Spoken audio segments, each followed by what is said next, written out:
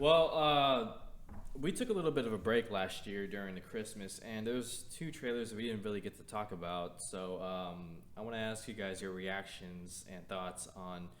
First, let's do Star Trek Beyond, and I'm going to ask you about Independence Day Resurgence. So Star Trek Beyond, I'm going to go to Jacob because you just rewatched. Well, I know I watched first two Star Trek movies for the first time recently. Okay, well, take it from here, sir. Well, I just want to say, the first Star Trek 2009, directed by J.J. Abrams, is a genius, brilliant film, in my opinion. I absolutely loved it. I don't want to go too long on this. I really like Star Trek Into Darkness. So I watched this trailer, and I watched this trailer before I saw those movies, and like I wasn't able to judge it properly because I didn't really know much about the universe. But I've seen a lot of hate online for the trailer, and I get it, but I disagree with the hate because, all right, one complaint I've heard people talk about is, the music doesn't fit. But I have a strong argument against the music because if you're familiar with this Star Trek franchise, in the first Star Trek movie, Kirk as a kid is stealing his stepdad's car. What does he play on the radio? Sabotaged by Beastie Boys. In the second film, his alarm clock goes off, Beastie Boys. So if people are saying the music's out of place, it doesn't fit with the movie, it's not consistent with the franchise, it's actually the complete opposite. It totally is consistent with the franchise. So for me, the music fits. I like the trailer because I love the space battles in the first two Star Trek movies. I absolutely love them. But it feels like they're going to be on the ground more in this movie, and that's something that excites me. I love that scene in Into Darkness when they have the on-the-ground combat against the Klingons, and Benedict Cumberbatch is a freaking beast in that scene, and I want to see more hand-to-hand combat. And I have a theory about Kirk. I think, because, spoiler, he was saved using Khan's blood. So I think he's going to be some kind of superhuman Not dude. Superhuman. I think he's just going to be more durable, more quick, a little bit more strong. I don't think he's going to be like I don't even think he's going to be as strong as like Captain America or Khan, but he's going to be a little bit enhanced, I think, which is cool because, he's a good fighter, but how's he going to fight these aliens or stuff like that? Dude, he gets his butt whooped a lot. Yeah, and like, Spock can beat him up, who's that? What's that character's name? Chulu or what is it? Sulu. Sulu? Okay, yeah. He's a beast too. He can, I love that scene in the first movie when Kirk's like, what kind of combat are you training? He's like fencing, and he's like, oh crap. But then when you see him fight, he whoops butt, dude. So, I'm excited for this film, and before I didn't really care at all, but now after seeing the first two films, dude, honestly, I think I could change my most anticipated list and put Star Trek Beyond in the top 10. Honestly, yeah. Jake. But that's mostly because of my love for the first two films, not necessarily because of this trailer. So I'm like hearing talking about this stuff with you and knowing you just watched it the first time, it makes me want to watch the first two again because I personally love them. Like I have, so good. I'm a big fan of them. The original the 2009 Star Trek is in my honorable mentions for all time films. I love it that much. And as for the trailer for Beyond, it took me back a little bit because it didn't feel like these Star Treks to me. I've watched the first two over and over again. It didn't have that stamp that the first two had. Maybe that's because there's no J.J. Abrams. I don't know. But if you're a fan of Star Trek, if you've seen them, if you know a little bit about it, you know that Star Trek is a little bit more about adventure and exploration and learning about who we are as humans and other races out there, other than the action and the big blockbuster type stuff.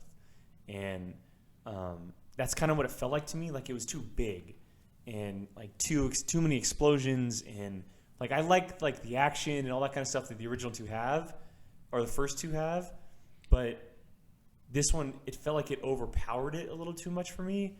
I wanted to, and especially with Into Darkness leaving off with, they're going on their 5-year mission.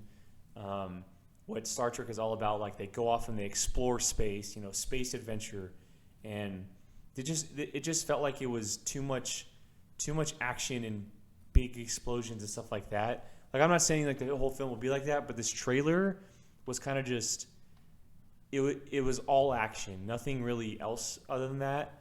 As for the ground battle stuff, all that stuff looks great.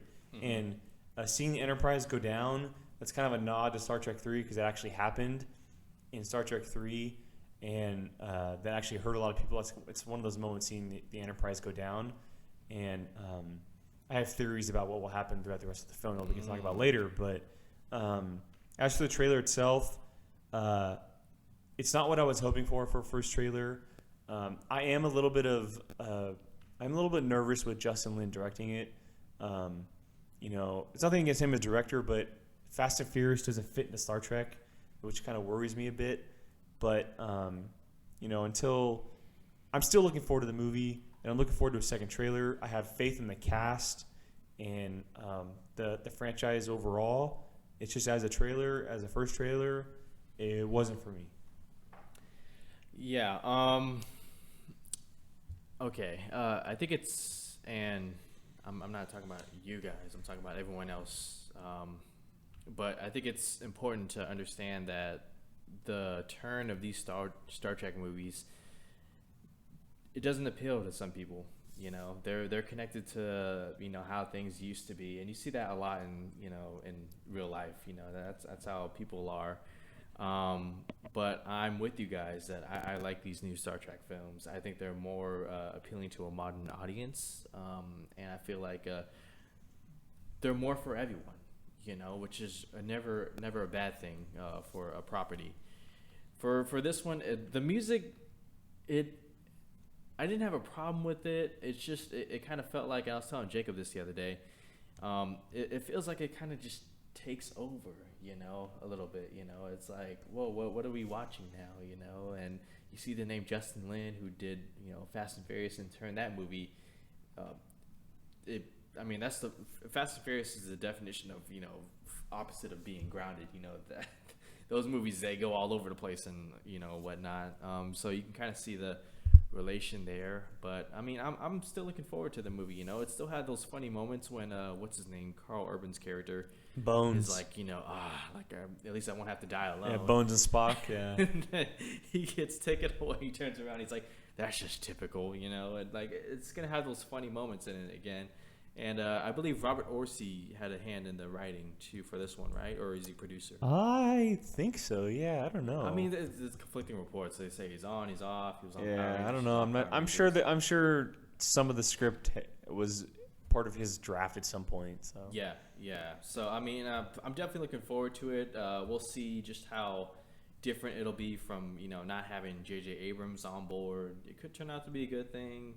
We'll have to wait and see. I think a second trailer will really tell us a lot.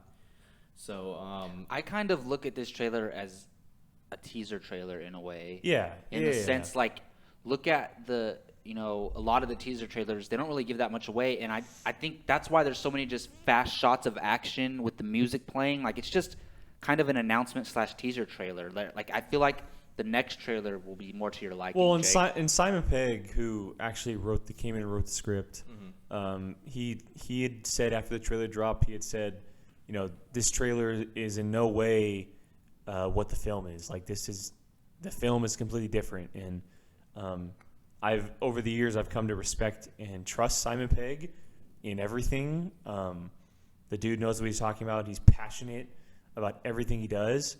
And so I still believe in the property. There's no doubt. But as for this trailer, it just wasn't for me.